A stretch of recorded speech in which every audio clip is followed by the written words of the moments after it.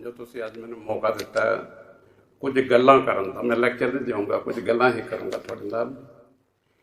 इस विभाग दे विच मैं 24 साल रहा। 1975 दे विच आया सी।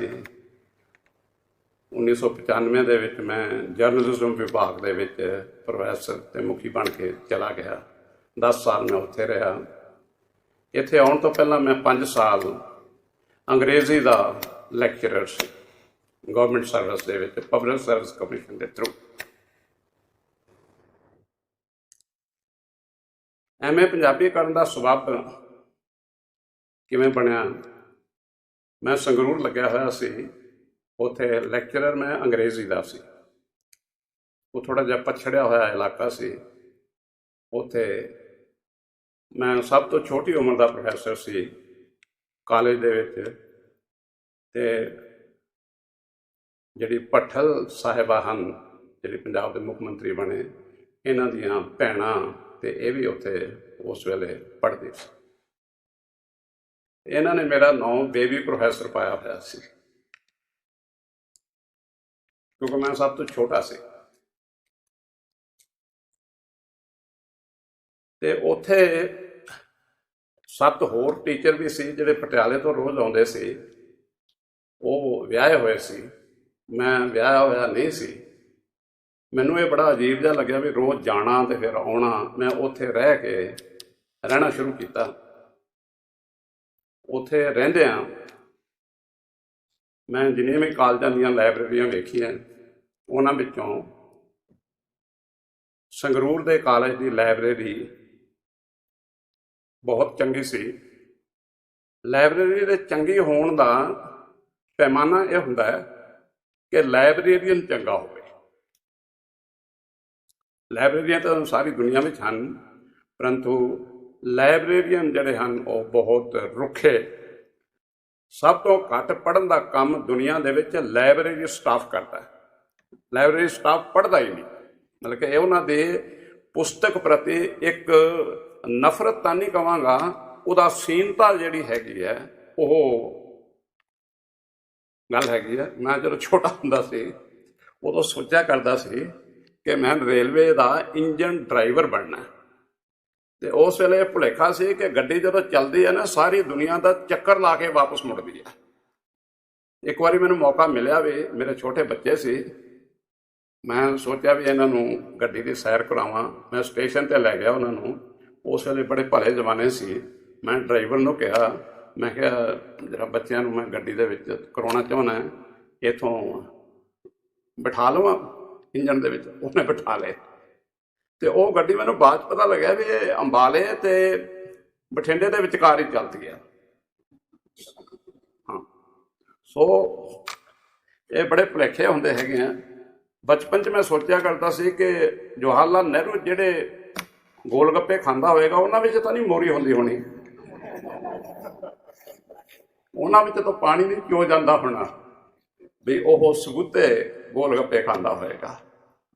तो इत्थे मैं 24 साल रहा। तो 24 साल इत्थे पहुंचण तो पहला मेरे MA करन दी जिहड़ी सबब बनया, वो संगरूर रहिंदिआं मैं ਸਾਹਿਤ ਅਕਾਡਮੀ लुधियाना की प्रोफैसर किशन सिंह के लैक्चर की उन्होंने लेख की यथार्थवाद का लेख से तकरीबन 150 पेज का, उत्थे रहिंदिआं मैनूं वो पढ़न का मौका मिलिया। उस तो पहला मैं ज्ञानी की सी। मैं किसी इम्तिहान चों फेल नहीं होया, केवल ज्ञानी चों फेल होया सी। वो फेल होने के बावजूद मेरे नंबर जिहड़े सी फस्ट आउण वाले विद्यार्थी नालों ज़्यादा सी, परंतु एक ऐसे का परचा हुंदा सी, उहदे च मैं फेल सी। वो जो मैं लेख पढ़िया तो मैं उस लेख तो बहुत प्रभावित होया, क्योंकि उस तो पहला मैं MA अंग्रेजी और MA फिलोसफी जिहड़ियां सी कर चुकिया सी।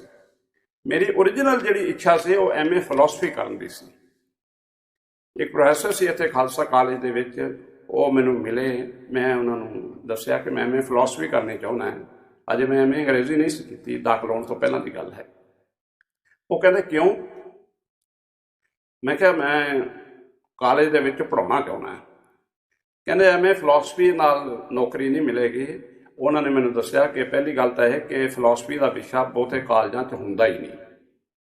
ਉਸ ਵੇਲੇ ਪੰਜਾਬ ਦੇ ਵਿੱਚ ਲਗਭਗ 50 ਕਾਲਜ ਸਨ, ਉਹਨਾਂ ਦੇ ਵਿੱਚੋਂ ਕੇਵਲ 7 ਕਾਲਜਾਂ ਦੇ ਵਿੱਚ ਫਿਲਾਸਫੀ ਦਾ ਵਿਸ਼ਾ ਸੀ ਅਤੇ ਬਾਕੀਆਂ 'ਚ ਹੈ ਨਹੀਂ ਸੀ। ਮੈਂ ਕਿਹਾ ਮੈਂ ਕਾਲਜ ਵਿੱਚ ਪੜ੍ਹਾਉਣਾ ਚਾਹੁੰਦਾ, ਮੈਂ ਕੀ ਕਰਾਂ? ਕਹਿੰਦੇ ਐਵੇਂ ਅੰਗਰੇਜ਼ੀ ਕਰ। ਮੈਂ ਐਵੇਂ ਅੰਗਰੇਜ਼ੀ ਕੀਤੀ। ਉਸੇ ਸਾਲ 2 ਮਹੀਨੇ ਦੇ ਵਿੱਚ ਪੰਜਾਬ ਪਬਲਿਕ ਸਰਵਿਸ ਕਮਿਸ਼ਨ ਦੇ ਥਰੂ ਮੈਂ ਸਿਲੈਕਟ ਹੋ ਗਿਆ। ਤੁਸੀਂ ਇਹ ਸੁਣ ਕੇ ਹੈਰਾਨ ਹੋਵੋਗੇ ਕਿਹੋ ਜਿਹੇ ਜ਼ਮਾਨੇ ਸੀ। ਉਸ ਵੇਲੇ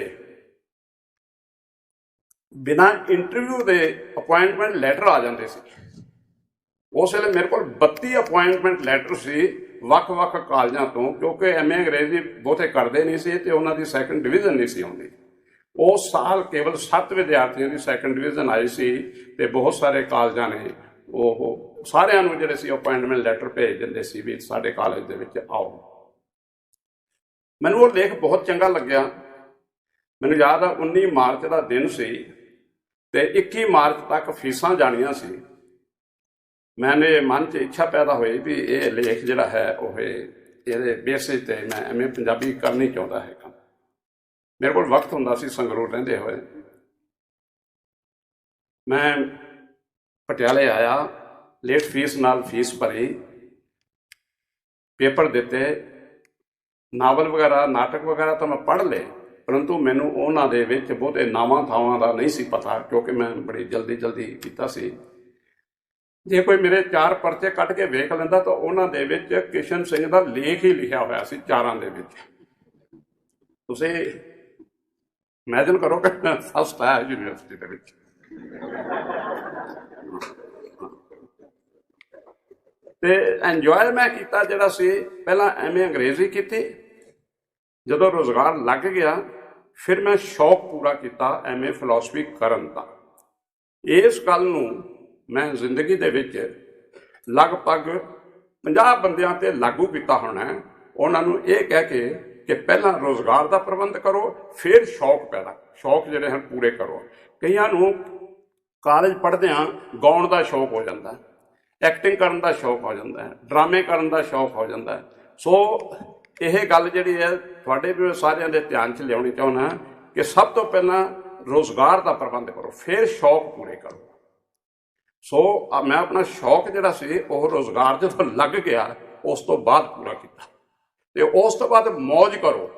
ਜਿਹੜੀ ਐਮਏ ਪੰਜਾਬੀ ਮੈਂ ਕੀਤੀ ਇਹ ਮੌਜ ਕਰਨ ਵਾਸਤੇ ਕੀਤੀ ਸੀ। ਅਤੇ ਉਸ ਦੇ ਬੇਸਿਸ 'ਤੇ ਇੱਥੇ ਆਨਰ ਸਕੂਲ ਖੁੱਲ੍ਹ ਗਿਆ। ਆਨਰ ਸਕੂਲ ਦੇ ਵਿੱਚ ਪੋਸਟਾਂ ਨਿਕਲੀਆਂ ਜਿਹਦੇ ਵਿੱਚ ਇਸ਼ਤਿਹਾਰ ਦੇ ਵਿੱਚ ਛਪਿਆ ਹੋਇਆ ਸੀ lecturer in English and Punjabi ਚਾਹੀਦਾ, ਅਤੇ ਜਿਹਨੇ ਐਮਏ ਫਿਲਾਸਫੀ ਕੀਤੀ ਹੋਵੇ ਉਸ ਨੂੰ ਪ੍ਰੈਫਰੈਂਸ ਦਿੱਤੀ ਜਾਏਗੀ।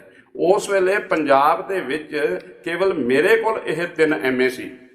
ਮੈਂ ਇੱਥੇ ਆਇਆ, ਮੇਰੀ ਇੱਥੇ ਸਿਲੈਕਸ਼ਨ ਹੋ ਗਈ। ਜਦੋਂ ਸਿਲੈਕਸ਼ਨ ਹੋ ਗਈ, ਕਿਉਂਕਿ ਮੈਂ ਅੰਗਰੇਜ਼ੀ ਪੜ੍ਹਾਉਂਦਾ ਆਇਆ ਸੀ, ਕਿੰਨਾ ਹੀ ਚਿਰ ਤਾਂ ਮੈਨੂੰ ਸਮਝ ਹੀ ਨਾ ਆਇਆ ਮੈਂ ਆ ਕਿੱਥੇ ਗਿਆ।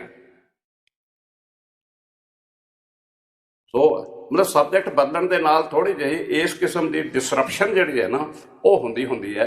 ਹੌਲੀ ਮੇਰਾ ਇੱਥੇ ਦਿਲ ਲੱਗਣ ਲੱਗ ਪਿਆ। ਅਤੇ ਜਿਹੜੀ ਘਟਨਾ ਵਾਪਰੀ ਉਹ ਇਹ ਸੀ ਕਿ ਐਮਏ ਪਾਰਟ 2 ਦੇ ਵਿੱਚ ਵਾਰਤਕ ਦਾ ਪੇਪਰ ਸੀ। ਉਸ ਨੂੰ ਪੜ੍ਹਾਉਣ ਵਾਸਤੇ ਨਾ ਕੋਈ ਟੀਚਰ ਤਿਆਰ ਸੀ ਅਤੇ ਨਾ ਵਿਦਿਆਰਥੀ ਦਿਲਚਸਪੀ ਨਾਲ ਉਸ ਨੂੰ ਪੜ੍ਹਦੇ ਸਨ। ਅਤੇ ਮੇਰੀ ਮਾਂ ਮੈਨੂੰ ਕਹਿੰਦੀ ਹੁੰਦੀ ਸੀ ਕਿ ਔਖਾ ਕੰਮ ਕਰੋ, ਸੌਖੇ ਸਾਰੇ ਕਰ ਲੈਣਗੇ, ਔਖਾ ਕੰਮ ਕਰੋ। ਮੈਂ ਡਿਪਾਰਟਮੈਂਟ ਨੂੰ ਕਿਹਾ ਕਿ ਤੁਸੀਂ ਮੈਨੂੰ ਦਿਓ ਇਹ ਪਰਚਾ ਅਤੇ ਮੈਂ ਇਹ ਪੜ੍ਹਾਊਂਗਾ। 3-4 ਗੱਲਾਂ ਮੈਂ ਕਹਿਣੀਆਂ ਚਾਹੂੰਗਾ। ਮੈਂ ਸਾਰੀ ਜ਼ਿੰਦਗੀ ਪਹਿਲਾ ਪੀਰੀਅਡ ਲਿਆ, ਕਿਉਂਕਿ ਪਹਿਲਾ ਪੀਰੀਅਡ ਬਹੁਤੇ ਲੋਕ ਲੈਣ ਤੋਂ ਕਤਰਾਉਂਦੇ ਹਨ। ਉਹ ਕਤਰਾਉਂਦੇ ਇਸ ਕਰਕੇ ਹਨ ਕਿ 11-12 ਵਜੇ ਪੀਰੀਅਡ ਲੱਗੇਗਾ, ਹੜਤਾਲ ਹੋ ਜਾਏਗੀ, ਕੋਈ ਹੋਰ ਹੋ ਜਾਏਗਾ, ਮਤਲਬ ਕਿ ਉਹ ਕਲਾਸਰੂਮ ਵਿੱਚ ਜਾਣ ਤੋਂ ਡਰਦੇ ਹਨ। ਸੋ ਪਹਿਲਾ ਪੀਰੀਅਡ ਜਿਹੜਾ ਸੀ ਸਾਰੀ ਜ਼ਿੰਦਗੀ।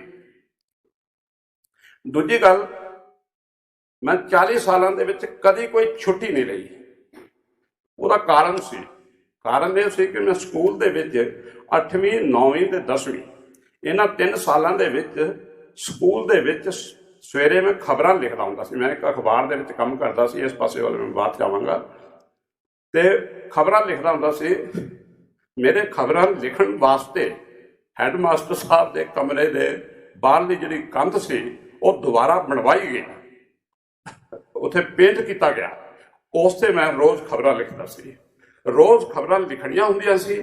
ਇਸ ਕਰਕੇ ਮੈਂ ਸਵੇਰੇ ਸਕੂਲ ਅੱਧਾ ਘੰਟਾ ਪਹਿਲਾਂ ਪਹੁੰਚਦਾ ਸੀ ਤੇ ਉਸ 3 ਸਾਲਾਂ ਦੇ ਵਿੱਚ ਮੈਨੂੰ ਆਦਤ ਹੀ ਪੈ ਗਈ ਰੋਜ਼ ਸਕੂਲ ਜਾਣ ਦੀ, ਤੇ ਉਸ ਤੋਂ ਬਾਅਦ ਲੋੜ ਹੀ ਨਹੀਂ ਪਈ ਛੁੱਟੀ ਲੈਣ ਦੀ, ਕਿਉਂਕਿ ਪਹਿਲਾ ਪੀਰੀਅਡ ਲਾਉਂਦਾ ਸੀ, ਪਹਿਲਾ ਪੀਰੀਅਡ 9 ਤੋਂ 10 ਤੇ ਦੂਜਾ ਪੀਰੀਅਡ 10 ਤੋਂ 11।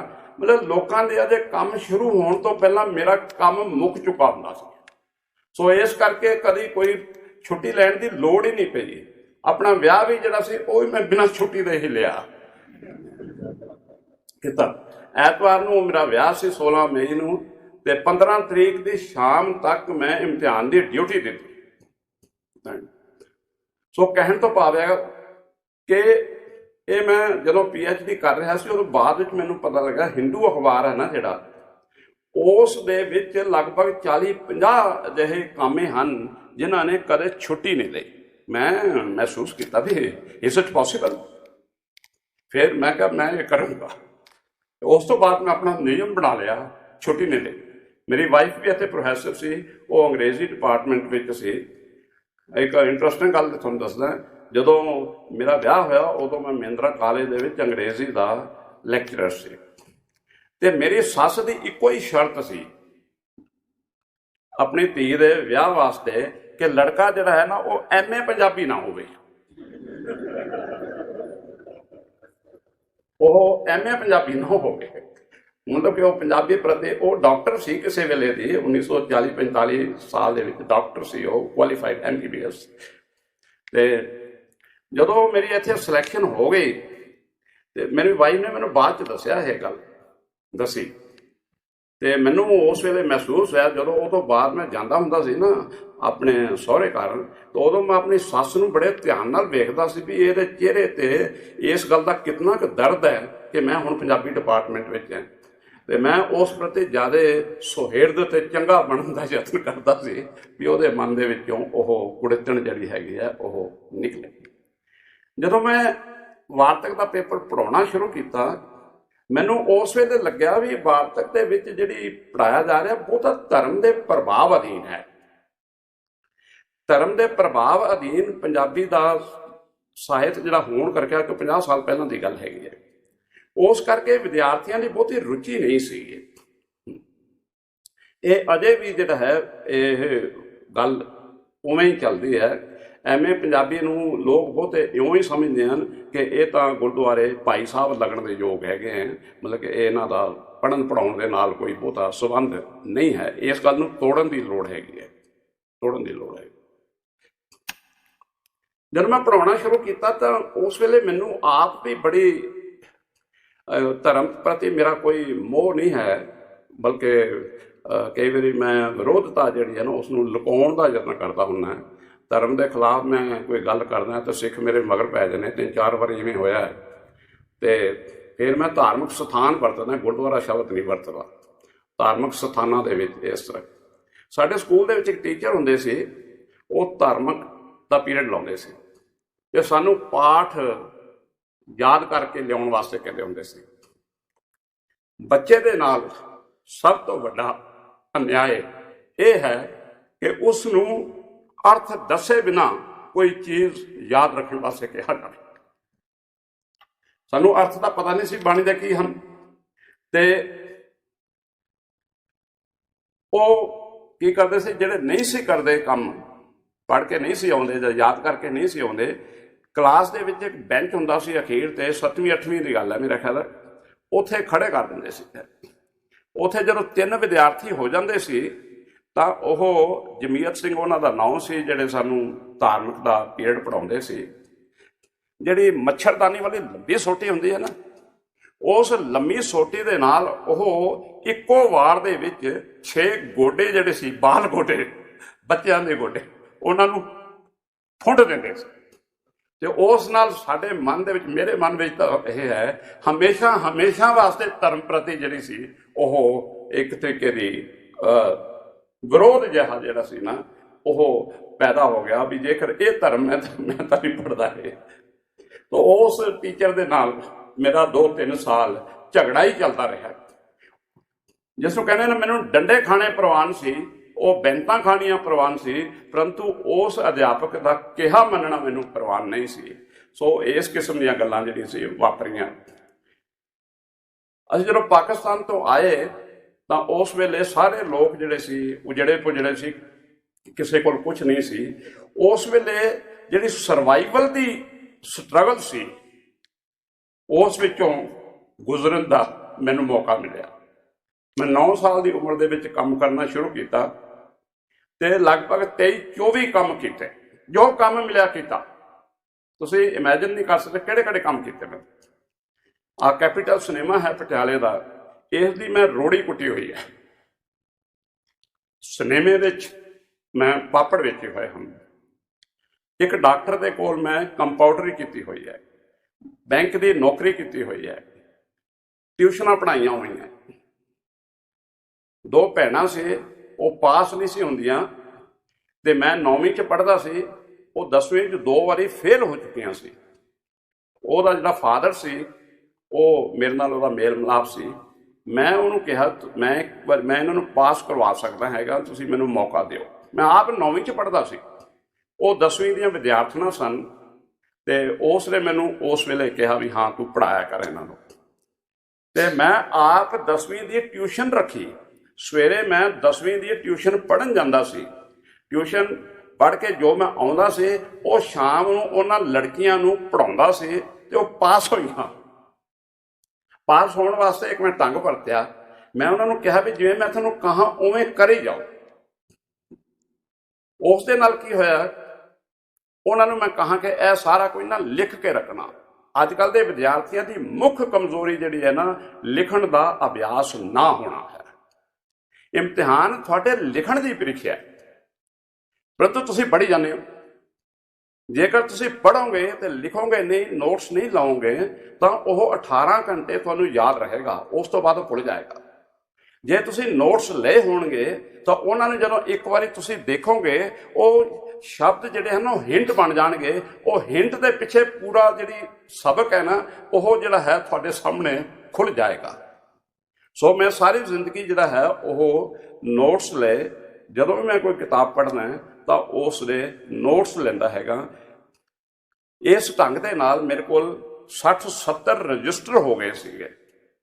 ਮਾਲਾ ਬਣ ਕੇ ਜਿਹੜੀ ਸੀ ਉਹ ਮੈਂ ਕਿਵੇਂ ਲਿਖਣੀ ਸ਼ੁਰੂ ਕੀਤੀ, ਕਿਵੇਂ ਪੈਦਾ ਹੋਈ। ਮੇਰੇ ਇੱਕ ਵਿਦਿਆਰਥਣ ਸੀ ਇਸ ਡਿਪਾਰਟਮੈਂਟ ਦੇ ਵਿੱਚੋਂ ਪੜ੍ਹ ਕੇ ਗਈ ਸੀ, ਉਹ 90 ਟੀਚਰ ਲੱਗੇ ਹੋਏ ਸੀ। ਉੱਥੇ ਟੀਚਰਸ ਦਾ, ਸਕੂਲ ਟੀਚਰਸ ਦਾ ਇੱਕ ਓਰੀਐਂਟੇਸ਼ਨ ਦਾ ਪ੍ਰੋਗਰਾਮ ਸੀ ਜਿਹੜਾ ਕਈ ਦਿਨ ਚੱਲਣਾ ਸੀ। ਉਸਨੇ ਮੈਨੂੰ ਬੁਲਾਇਆ ਉੱਥੇ ਵੀ ਉਹਨਾਂ ਨੂੰ ਐਡਰੈਸ ਕਰਾਂ। ਮੈਂ ਬੈਠਾ ਸੀ, ਅਜੇ ਤੱਕ ਉਸਨੇ ਮੈਨੂੰ ਇੰਟਰੋਡਿਊਸ ਨਹੀਂ ਸੀ ਕੀਤਾ। ਉਸਨੇ ਉੱਥੇ ਜੁੜੇ ਹੋਏ ਅਧਿਆਪਕਾਂ ਨੂੰ ਕਿਹਾ ਕਿ ਤੁਸੀਂ ਅੱਜ ਦਾ ਵਿਚਾਰ ਪੇਸ਼ ਕਰੋ। ਉਹਨਾਂ ਨੇ ਵਾਰੀ-ਵਾਰੀ ਆਏ, ਉਹਨਾਂ ਨੇ ਇੱਕ-ਇੱਕ ਵਿਚਾਰ ਜਿਹੜਾ ਸੀ ਉਹ ਪੇਸ਼ ਕੀਤਾ। ਮੈਨੂੰ ਵੇਖ ਕੇ ਸੁਣ ਕੇ ਬੜੀ ਹੈਰਾਨੀ ਹੋਈ ਵੀ ਇਹ ਤਾਂ ਮੇਰੀਆਂ ਕਿਤਾਬਾਂ ਵਿੱਚੋਂ ਬੋਲ ਰਹੇ ਹਨ। ਇਹ ਮੇਰੀਆਂ ਕਿਤਾਬਾਂ ਵਿੱਚੋਂ ਵਾਕ ਜਿਹੜੇ ਹਨ ਉਹ ਬੋਲ ਰਹੇ ਹਨ। ਉਸ ਤੋਂ ਮੈਨੂੰ ਆਈਡੀਆ ਮਿਲਿਆ ਵੀ ਜੇਕਰ ਇਹ ਵਾਕ ਇਵੇਂ ਇਹਨਾਂ ਨੂੰ ਅਪੀਲ ਕਰਦੇ ਹੈਗੇ ਆ ਤੇ why not right A book like that. ਤੇ ਉਸ ਵੇਲੇ ਜਿਹੜੇ 60-70 ਰਜਿਸਟਰ ਸੀ, ਜਿਨ੍ਹਾਂ ਦੇ ਵਿੱਚ ਮੈਂ ਕਿਸੇ ਵੇਲੇ ਜੋ ਕੁਝ ਵੀ ਪੜ੍ਹਦਾ ਸੀ, ਉਹ ਜੋ ਫਰੇਜ਼ ਮੈਨੂੰ ਚੰਗਾ ਲੱਗਦਾ ਸੀ ਮੈਂ ਲਿਖਦਾ ਵਾਰਤਕ ਹੈ, ਤਾਂ ਪੜ੍ਹਦਾ ਜ਼ਿਆਦਾ ਮੈਂ ਪੋਇਟਰੀ ਹੈ। ਪੋਇਟਰੀ ਦੇ ਵਿੱਚ ਨਾ ਫਰੇਜ਼ਸ ਮਿਲ ਜਾਂਦੇ ਹੈਗੇ ਆ। ਫਰੇਜ਼ਸ ਮੀਨਸ ਬੜੇ ਭਾਵਪੂਰਤ ਵਾਕ, ਸ਼ਬਦ ਵਗੈਰਾ ਵਗੈਰਾ ਜਿਹੜੇ ਮਿਲ ਜਾਂਦੇ। ਮੈਂ ਤੁਹਾਨੂੰ ਦੱਸਣਾ ਚਾਹੁੰਦਾ, ਮੈਂ ਦੁਨੀਆ ਦੀਆਂ ਸਾਰੀਆਂ ਕੋਟੇਸ਼ਨਸ ਦੀਆਂ ਕਿਤਾਬਾਂ ਜਿਹੜੀਆਂ ਨਾ ਉਹ ਲਗਭਗ ਪੜ੍ਹੀਆਂ ਹੋਈਆਂ ਤੇ ਹੁਣ ਮੈਨੂੰ ਕੋਈ ਨਵੀਂ ਕੋਟੇਸ਼ਨ ਹੈਰਾਨ ਨਹੀਂ ਕਰਦੀ ਹੈ, ਕਿਉਂਕਿ ਉਹ ਮੈਂ ਕਿਸੇ ਨਾ ਕਿਸੇ ਢੰਗ ਨਾਲ ਪੜ੍ਹੀ ਹੋਈ ਹੈ। ਤੇ ਉਸ ਦੇ ਨਾਲ ਕੀ ਹੁੰਦਾ ਕਿ ਮੈਨੂੰ ਹੁਣ ਆਪ ਕੋਟੇਸ਼ਨਾਂ ਬਣਾਉਣੀਆਂ ਆ ਗਈਆਂ। ਜੇ ਤੁਸੀਂ 6 ਮਹੀਨੇ ਕੇਵਲ ਕਵਿਤਾ ਪੜ੍ਹੋ ਨਾ, 6 ਮਹੀਨੇ ਬਾਅਦ ਤੁਸੀਂ ਕਵਿਤਾ ਆਪ ਬੋਲਣ ਲੱਗ ਜਾਓਗੇ, ਆਪ ਲਿਖਣ ਲੱਗ ਜਾਓਗੇ। 6 ਮਹੀਨੇ ਕੇਵਲ ਕਵਿਤਾ ਪੜ੍ਹੋ, ਕੇਵਲ ਕਵਿਤਾ ਬੋਲੋ ਜੋ ਲਿਖੀ ਹੋਈ ਹੈ, ਛਪੀ ਹੋਈ ਹੈ। 6 ਮਹੀਨੇ ਦੇ ਵਿੱਚ ਤੁਸੀਂ ਆਪ ਜਿਹੜਾ ਹੈ ਉਸ ਕਿਸਮ ਦਾ ਕਰਨ ਲੱਗ ਜਾਓਗੇ। ਸੋ ਮਿਸਾਲ ਦੇ ਤੌਰ ਤੇ ਕਈ ਗੱਲਾਂ ਬੜੀਆਂ ਮਸ਼ਹੂਰ ਹੋਈਆਂ। ਸੈਰ ਕਰਨ ਨਾਲ ਕੋਈ ਤੰਦਰੁਸਤ ਨਹੀਂ ਹੁੰਦਾ, ਸੈਰ ਕਰਦੇ ਹੀ ਤੰਦਰੁਸਤ ਹਨ।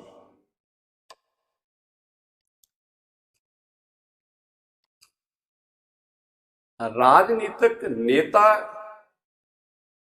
ਭ੍ਰਿਸ਼ਟਾਚਾਰ ਦਾ ਸ਼ਿਕਾਰ ਨਹੀਂ ਹੋ ਗਏ ਜਾਂ ਭ੍ਰਿਸ਼ਟਾਚਾਰ ਨਹੀਂ ਕਰਦੇ। ਜਿਹੜੇ ਭ੍ਰਿਸ਼ਟਾਚਾਰ ਕਰਦੇ ਸਨ ਉਹ ਰਾਜਨੀਤੀ ਵਿੱਚ ਆ ਗਏ। ਗੁਰੂ ਗੋਬਿੰਦ ਸਿੰਘ ਦੇ ਸਮੇਂ ਵਿੱਚ ਸਿੱਖ ਅੰਮ੍ਰਿਤ ਛਕ ਕੇ ਬਹਾਦਰ ਨਹੀਂ ਸੀ ਹੁੰਦੇ, ਉਦੋਂ ਅੰਮ੍ਰਿਤ ਛਕਦੇ ਹੀ ਬਹਾਦਰ ਸੀ। ਡਾਕਟਰ ਲਾਲਚੀ ਨਹੀਂ ਹੋ ਗਏ, ਲਾਲਚੀ ਬੰਦੇ ਡਾਕਟਰ ਬਣ ਗਏ ਹਨ। ਅਧਿਆਪਕ ਜਮਾਤਾਂ ਨਹੀਂ ਲਾਉਂਦੇ, ਆਮ ਤੌਰ ਤੇ ਲੋਕਾਂ ਦੀ ਸ਼ਿਕਾਇਤ ਹੈ। ਇਵੇਂ ਨਹੀਂ ਹੈ, ਜਿਨ੍ਹਾਂ ਨੂੰ ਜਮਾਤਾਂ ਲਾਉਣੀਆਂ ਨਹੀਂ ਆਉਂਦੀਆਂ ਉਹ ਅਧਿਆਪਕ ਬਣ ਗਏ ਹਨ। ਸੋ ਇਸ ਤਰ੍ਹਾਂ ਜਦੋਂ ਕੋਈ ਬੇਸਿਕ ਵਾਕ ਮੈਨੂੰ ਮਿਲ ਜਾਂਦਾ ਹੈ, ਮੈਂ ਉਸ ਦੇ ਕਈ ਹੋਰ ਵਾਕ ਜਿਹੜੇ ਹਨ ਉਹ ਬਣਾ ਸਕਦਾ ਹੈਗਾ। ਇਹ ਮਾਲਾ ਮਣਕੇ ਦੇ ਵਿੱਚ ਜਿਹੜੀ ਸੀ ਇਹ ਜੁਗਤ ਮੈਂ ਜਿਹੜੀ ਸੀ ਉਹ ਵਰਤੀ ਸੀ। ਮਾਪਿਆਂ ਦੇ ਅਕਾਲ ਚਲਾਣੇ ਨਾਲ ਪੁੱਤਰਾਂ ਨੂੰ ਕਰ ਖੁੱਲਾ ਖੁੱਲਾ ਅਤੇ ਧੀਆਂ ਨੂੰ ਕਰ ਖਾਲੀ ਖਾਲੀ ਲੱਗਦਾ।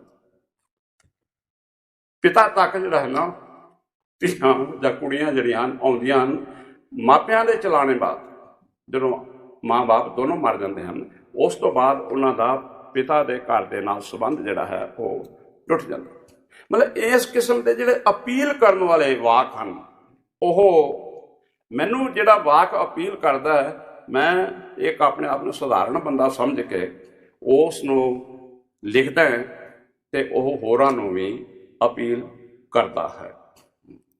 ਸੋ ਇਸ ਢੰਗ ਨਾਲ ਜਦੋਂ ਮੈਂ ਇੱਥੇ ਯੂਨੀਵਰਸਿਟੀ ਵਿੱਚ ਆ ਗਿਆ, ਮੇਰੀ ਵਾਈਫ ਪਹਿਲਾਂ ਹੀ ਯੂਨੀਵਰਸਿਟੀ ਦੇ ਵਿੱਚ ਸੀ, ਯੂਨੀਵਰਸਿਟੀ ਵਿੱਚ ਆਉਣ ਦਾ ਚਾਅ ਸੀ। ਜਿਹੜੇ ਯੂਨੀਵਰਸਿਟੀ 'ਚ ਪੜ੍ਹਾਉਂਦੇ ਹੋ, ਇਹ ਬਹੁਤ ਵੱਡਾ ਵਰਦਾਨ ਹੈ ਤੁਹਾਨੂੰ ਮੈਂ ਕਹਾਂਗਾ। ਮਤਲਬ ਜੇ ਤੁਸੀਂ ਕੁਝ ਕਰਨਾ ਚਾਹੁੰਦੇ ਹੋ, ਇਸ ਨਾਲੋਂ ਵੱਡਾ ਮੌਕਾ ਜ਼ਿੰਦਗੀ ਵਿੱਚ ਨਹੀਂ ਮਿਲੇਗਾ। ਤੇ ਜਿਹੜੇ ਇੱਥੇ ਪੜ੍ਹਨ ਆਏ ਹੋ, ਇਸ ਤੋਂ ਵੱਡਾ ਮੌਕਾ ਵੀ ਤੁਹਾਨੂੰ ਵੀ ਨਹੀਂ ਮਿਲੇਗਾ। ਇਹ ਜਿਹੜੇ 2 ਸਾਲ ਤੁਸੀਂ ਇੱਥੇ ਗੁਜ਼ਾਰੋਗੇ, ਇਹਨਾਂ ਦੀਆਂ ਗੱਲਾਂ ਤੁਸੀਂ ਸਾਰੀ ਜ਼ਿੰਦਗੀ ਕਰੋਗੇ ਤੇ ਤੁਸੀਂ ਉਹਨਾਂ ਪਿਆਰਾਂ ਦੀਆਂ ਗੱਲਾਂ ਕਰੋਗੇ ਜਿਹੜੇ ਤੁਸੀਂ ਕੀਤਾ ਹੀ ਨਹੀਂ, ਪਰੰਤੂ ਕਿਉਂਕਿ ਯੂਨੀਵਰਸਿਟੀ ਦਾ ਕੰਟੈਕਸਟ ਹੈ ਤੁਹਾਡੇ ਕੋਲ, ਇਸ ਕਰਕੇ ਤੁਹਾਡੀਆਂ ਝੂਠੀਆਂ ਗੱਲਾਂ ਵੀ ਸੱਚੀਆਂ ਲੱਗਣ ਲੱਗੀਆਂ। ਝੂਠੀਆਂ ਵੀ ਸੱਚੀਆਂ ਲੱਗਣਗੀਆਂ ਕਿਉਂਕਿ ਤੁਹਾਡੇ ਕੋਲ ਕੰਟੈਕਸਟ ਹੈ, ਉਹ ਸੰਦਰਭ ਹੈ। ਉਸ ਸੰਦਰਭ ਦੇ ਵਿੱਚ ਤੁਸੀਂ ਆਪਣੇ ਅਨੁਭਵ ਜਿਹੜੇ ਹਨ ਨਾ, ਉਹ ਜਦੋਂ ਪੇਸ਼ ਕਰੋਗੇ ਉਹਨਾਂ ਦਾ ਪ੍ਰਭਾਵ ਪਏਗਾ। ਹੁਣ ਮੈਂ ਹੋਰ ਦੱਸਾਂ ਤੁਹਾਨੂੰ, ਕਿਸੇ ਜੋੜੇ ਨੂੰ ਤੁਸੀਂ ਜਦੋਂ ਮਿਲੋ, ਉਹਨਾਂ ਨੂੰ ਪੁੱਛਣਾ ਤੁਹਾਡਾ ਵਿਆਹ ਕਿਵੇਂ ਹੋਇਆ, ਉਹ ਜਵਾਨ ਹੋ ਜਾਣਗੇ। ਮਤਲਬ ਉਹਨਾਂ ਦੀ ਉਮਰ ਜਿਹੜੀ ਹੈ ਨਾ 10 ਸਾਲ ਘੱਟ ਜਾਏਗੀ, ਉਹਨਾਂ ਦੇ ਚਿਹਰੇ ਤੇ ਰੌਣਕ ਆ ਜਾਏਗੀ, ਅੱਖਾਂ ਵਿੱਚ ਚਮਕ ਆ ਜਾਏਗੀ। ਉਹ ਬੜੇ ਰੋਮਾਂਟਿਕ ਢੰਗ ਦੇ ਨਾਲ ਦੱਸਣਗੇ, ਗੁੱਝੀਆਂ ਗੱਲਾਂ ਦੱਸਣਗੇ, ਅਸੀਂ ਕਿਵੇਂ ਮਿਲਦੇ ਹੁੰਦੇ ਸੀ, ਅਸੀਂ ਕਿਵੇਂ ਸਾਡੇ ਵਿਆਹ ਦੀ ਗੱਲ ਚੱਲੀ। ਜੇਕਰ ਤੁਸੀਂ ਸਿਆਣਪ ਨਾਲ ਚੱਲੋਗੇ ਤਾਂ ਉਹ ਜਿਹੜੇ ਦੱਸ ਰਹੇ ਹਨ ਨਾ, ਉਹ ਆਪਣੀ ਬੈਕਗਰਾਉਂਡ ਹੀ ਨਹੀਂ ਦੱਸ ਰਹੇ, ਆਪਣੇ ਵਿਆਹ ਦਾ ਮੁਲਾਂਕਣ ਵੀ ਕਰ ਰਹੇ ਹਨ। ਤੁਹਾਨੂੰ ਉਹਨਾਂ ਦੀ ਗੱਲਬਾਤ ਤੋਂ ਇਹ ਵੀ ਪਤਾ ਲੱਗ ਜਾਏਗਾ ਕਿ ਇਹਨਾਂ ਦਾ ਆਪਣੇ ਵਿਆਹ ਪ੍ਰਤੀ ਜਾਂ ਆਪਣੇ ਪਤੀ ਪ੍ਰਤੀ, ਆਪਣੀ ਪਤਨੀ ਪ੍ਰਤੀ ਦ੍ਰਿਸ਼ਟੀਕੋਣ ਕੀ ਹੈ। ਕੀ ਇਹ ਉਸ ਨੂੰ ਸਿਆਣੀ ਸਮਝਦੇ ਹਨ, ਕੀ ਇਹ ਉਸ ਨੂੰ ਮਾਣ ਦਿੰਦੇ ਹਨ। ਹੁਣ ਸਿਆਣੀ ਗੱਲ ਜਿਹੜੀ ਹੈ, ਮੈਂ ਲਿਖਿਆ ਹੈਗਾ, ਪਤਨੀ ਉਤਨੀ ਸਿਆਣੀ ਹੁੰਦੀ ਹੈ ਜਿਤਨੀ ਸਿਆਣੀ ਉਸਦਾ ਪਤੀ ਉਸ ਨੂੰ ਸਮਝਦਾ ਹੈ। ਪਤੀ ਉਤਨਾ ਬਹਾਦਰ ਹੁੰਦਾ ਹੈ ਜਿਤਨਾ ਬਹਾਦਰ ਪਤਨੀ ਆਪਣੇ ਪਤੀ ਨੂੰ ਸਮਝਦੀ ਹੈ। ਸੋ ਇਹ ਮੁਲਾਂਕਣ ਦੀਆਂ ਵਿਧੀਆਂ ਹਨ, ਗੱਲਾਂ ਬਹੁਤ ਹਨ। ਇਹ ਗੱਲ ਕਰ ਰਹੇ ਸੀ ਡਿਪਾਰਟਮੈਂਟ ਦੇ ਵਿੱਚ ਬੈਠੇ, ਕਿੰਨਾ ਹੀ ਚਿਰ ਸਿਨੇਮਾ ਦੇਖਣ ਜਾਂਦੇ ਸੀ, ਪੈਸੇ ਤਾਂ ਹੁੰਦੇ ਨਹੀਂ ਸੀ। ਪੈਸੇ ਦੀ ਅਣਹੋਂਦ ਨੂੰ ਜਿਤਨਾ ਮੈਂ ਮਹਿਸੂਸ ਕੀਤਾ ਹੈ, ਮੇਰੇ ਖਿਆਲ ਕਿਸੇ ਹੋਰ ਨੇ ਨਹੀਂ ਕੀਤਾ। ਮੈਂ 9 ਸਾਲ ਦੀ ਉਮਰ ਤੋਂ ਬਾਅਦ ਕਦੀ ਵੀ ਆਪਣੇ ਮਾਪਿਆਂ ਤੋਂ ਪੈਸੇ ਨਹੀਂ ਲਏ, ਦਿੱਤੇ ਹੀ ਹਨ। 9 ਸਾਲ ਦੀ ਉਮਰ ਤੋਂ ਮੈਂ ਕੰਮ ਕਰਨਾ ਸ਼ੁਰੂ ਕੀਤਾ, BA ਤੱਕ ਮੈਂ ਕੰਮ ਕਰਦਾ ਰਿਹਾ। BA ਦੇ ਵਿੱਚ ਪਹੁੰਚ ਕੇ 2-3 ਮਹੀਨੇ ਜਿਹੜੇ ਵਿਹਲੇ ਸੀ, ਉਸ ਤੋਂ ਪਹਿਲਾਂ ਮੈਂ ਬਿਜਲੀ ਬੋਰਡ ਵਿੱਚ ਸੀ, 4 ਸਾਲ ਮੈਂ ਬਿਜਲੀ ਬੋਰਡ ਦੇ ਵਿੱਚ ਕੰਮ ਕੀਤਾ। ਪ੍ਰੈਸ ਦੇ ਵਿੱਚ 12 ਸਾਲ ਮੈਂ ਕੰਮ ਕੀਤਾ, ਅਖਬਾਰਾਂ ਵੇਚੀਆਂ 4 ਸਾਲ, ਮਤਲਬ ਕਈ ਕੰਮ ਕੀਤੇ। ਤੇ ਪ੍ਰੈਸ ਦਾ ਕੰਮ ਜਿਹੜਾ ਸੀ ਇੱਕ ਅਜਿਹਾ ਕੰਮ ਸੀ ਜਿਹਦੇ ਵਿੱਚ ਲੇਬਰ ਦਾ ਮੁੱਲ ਪੈਂਦਾ ਸੀ, ਘੰਟਿਆਂ ਦੇ ਹਿਸਾਬ ਨਾਲ ਪੈਸੇ ਮਿਲਦੇ ਸੀ। ਜਦੋਂ ਵੀ ਕਦੇ ਮਾੜੇ ਮੋਟੇ ਪੈਸੇ ਲੋੜ ਹੁੰਦੇ ਸੀ, ਇੱਕ ਪ੍ਰੈਸ ਵਾਲਾ ਸੀ, ਉਹਦੇ ਕੋਲ ਚਲੇ ਜਾਂਦੇ ਸੀ। ਉਹਦੀ ਪ੍ਰੈਸ ਦੇ ਵਿੱਚ 3 ਘੰਟੇ 4 ਘੰਟੇ 5 ਘੰਟੇ 2 ਦਿਨ 3 ਦਿਨ ਜਿੰਨਾ ਚਿਰ ਸੰਭਵ ਸੀ ਉਹ ਕੰਮ ਕਰਕੇ ਉਹ ਪੈਸੇ ਜਿਹੜੇ ਸੀ ਮਿਲ ਜਾਂਦੇ ਸੀਗੇ। ਤੇ ਸਿਨੇਮੇ ਜਾਂਦੇ ਸੀ ਤੇ ਪੈਸੇ ਤਾਂ ਹੁੰਦੇ ਨਹੀਂ ਸੀ। ਪਹਿਲਾਂ ਪਾਪੜ ਵੇਚਦੇ ਹੁੰਦੇ ਸੀ, ਉਹ ਉਜਰਤ ਮਿਲਦੀ ਹੁੰਦੀ ਸੀ, ਫਿਲਮ ਦੇਖਣ ਨਹੀਂ ਸੀ ਜਾਂਦੇ।